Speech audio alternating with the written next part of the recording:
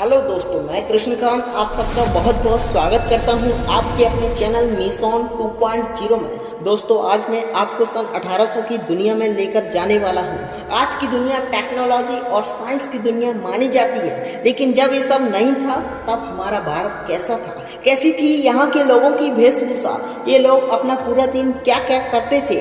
आज का भारत कई हिस्सों का बटा हुआ एक छोटा सा भाग है, लेकिन पहले का भारत एक अखंड भारत था। हमारे पूर्वजों ने अपनी जिंदगी किस तरीके से जी होगी आइए जानते हैं। लेकिन जानने से पहले अगर आप चैनल पर नए हैं तो चैनल को सब्सक्राइब करना ना भूलें, साथ में बेल आइकन को दबाकर ऑल इन पर प्रेस कर दें। आइए जानते हैं 200 साल पहले हमारा भारत कैसा दिखता था।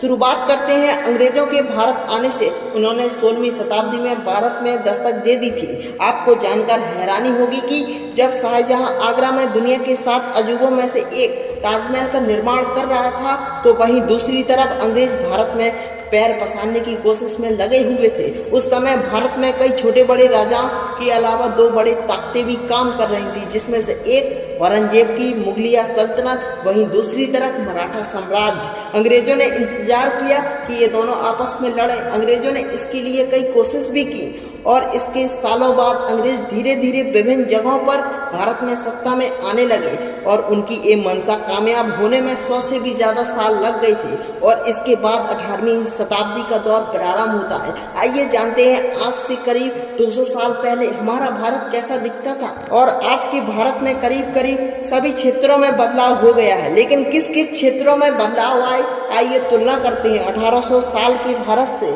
सन 1800 के समय भारत या दुनिया में कोई बड़ी टेक्नोलॉजी नहीं हुआ करती थी। हमारे यहाँ अधिकांश लोगों का पहनावा धोती या गमछा हुआ करता था, लेकिन जो बहुत ही अमीर लोग थे वो कुर्ता पहन लिया करते थे। आज के समय से अलग, ना ही तो पहनने को जीन्स हुआ करता था ना ही टी शर्ट। उस समय ज्यादातर जगहों पर भीड़ भाड़ नहीं हुआ करती थी। आज पूरे भारत में 132 करोड़ से भी ज्यादा आबादी है, लेकिन सन 1800 के दौर में यह आबादी 16 करोड़ थी। यह आबादी पूरे भारत यानी अखंड भारत, जो भारत पाकिस्तान, बांग्लादेश, बर्मा और अफगानिस्तान से मिलकर बना था, यानी कि आज इन 5 देशों के विस्तार में सिर्फ 16 करोड़ लोग ही रहा करते थे। उस समय भारत में बहुत ज्यादा प्रोफेशन भी नहीं हुआ करते थे। अधिकांश लोग तो किसान हुआ करते थे, जो पूरा दिन खेती बाड़ी और पशुपालन में लगे रहते थे और शाम को घरों में आकर भजन कीर्तन सत्संग किया करते थे। फिर रात में जल्दी सोना, जल्दी सुबह उठना, और यही भारत के ज्यादातर लोगों का नित्य कर्म हुआ करता था। तब लाइट्स भी नहीं हुआ करती थी, इसलिए शाम को भजन या ईश्वर पूजा करने में बाधा ना आए इसलिए दिए जलाए जाते थे। कुछ लोग दूसरे कामों को भी संभालते थे, जैसे कि कुम्हार घड़ा बनाता था, धोबी कपड़े साफ करता था, वही सुनार स्वर्ण आभूषण बनाता था। ये सब पूरा दिन अपने इसी कार्यों में लिप्त रहते थे। जब दिन खत्म हो जाता था तो शाम को यह भी नित्य कर्म अपनाते थे। ये तो हुई गांव की बात, और उस समय इतने गांव थे कि गांव ही पूरे भारत यानी अखंड समृद्ध और शक्तिशाली भारत को रिप्रेजेंट करते थे। शहर बहुत ही कम ना के बराबर थे, और अगर शहरों की बात करें तो ज्यादातर लोग मिलों में मजदूरियां किया करते थे। उस समय ज्यादातर खाकी कपड़े का काम हुआ करता था। पूरा भारत अपनी इन कपड़ों पर नई नई कलाओं को निकालने के लिए प्रसिद्ध था। उस समय ना तो बिजली थी और ना ही आज की कोई एडवांस टेक्नोलॉजी।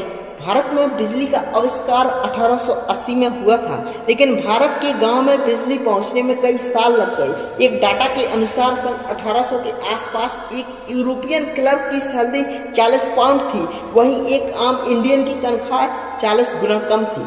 इससे आप यह अंदाजा लगा सकते हैं कि भारतीय किसानों की आय क्या रही होगी। ऊपर से किसान हर साल बाढ़, सूखे और लगान की मार से भी झेलते थे।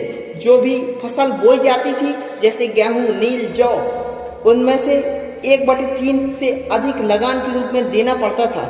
उस समय कुछ अमीर तबका भी हुआ करता था, जिसमें से सब नहीं, लेकिन कुछ लोग हमेशा एक फिराक में रहते थे कि कैसे अंग्रेजों के साथ उनसे दोस्ती की जाए, और कुछ अमीर अपनी सूझबूझ स्किल के माध्यम से ठीक ठाक पैसा कमा लेते थे, और यही पैसा किसानों और गरीब तबके के लोगों को ब्याज के रूप में देते थे। जब किसान इन्हें चुका नहीं पाते थे तो उनकी जमीनें हड़प ली जाती थी। आज के समय में बीमारियां आम हो गई हैं, लेकिन उस वक्त भी कई बीमारियां मौजूद थी, जैसे कॉलरा, प्लेग आम थे। इन बीमारियों की कोई दवा नहीं थी, इनके सामने लोग बेबस थे। अधिकतर दिक्कत प्रसव में होती थी और जानकारी और दवाओं के अभाव के कारण कई महिलाओं के प्रसव में ही जान से हाथ धोना पड़ता था। इसके कारण कई सारे बच्चों की जिंदगी शुरू होने से पहले ही खत्म हो जाती थी। और अगर बात करें उस वक्त की कुछ चुनिंदा लोगों की, जिसे हम खुश कह सकते हैं, तो बस वही लोग थे जो या तो अच्छे राज्यों में निवास करते थे या तो अच्छे अमीर थे, लेकिन दबे कुचले लोग गरीबी और बदहाली के कारण ही बेबस थे।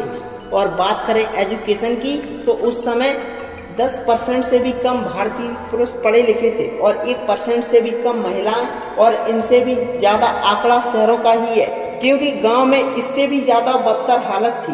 हालांकि ऐसा नहीं था कि वो पढ़ लिख नहीं सकते थे, ना ही स्किल्ड हो सकते थे, बल्कि लोग कई कामों में माहिर भी थे, लेकिन कम पढ़े लिखे होने के कारण लगान जैसी चीजों में डील नहीं कर सकते थे।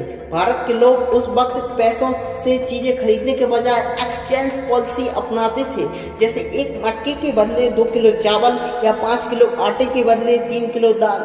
ज्यादातर गांव में ऐसे ही व्यवहार होता था, चीजों के बदले चीजें दी जाती थी, और ऐसे गांव में सभी लोगों के पास सब कुछ पहुंच जाया करता था, और खासकर गांव से अनाज बाहर बेचने को जाने की जरूरत नहीं पड़ती थी। तो दोस्तों, 18वीं शताब्दी का भारत कुछ ऐसा था।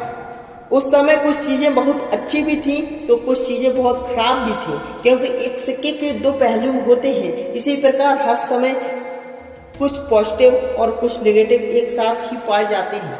आपको कैसा लगा ये भारत? अगर आप उस वक्त की किसी चीज के बारे में जानते हैं तो कमेंट करके अवश्य बताएं, और अगर वीडियो अच्छी लगी है तो लाइक, शेयर, सब्सक्राइब जरूर करें।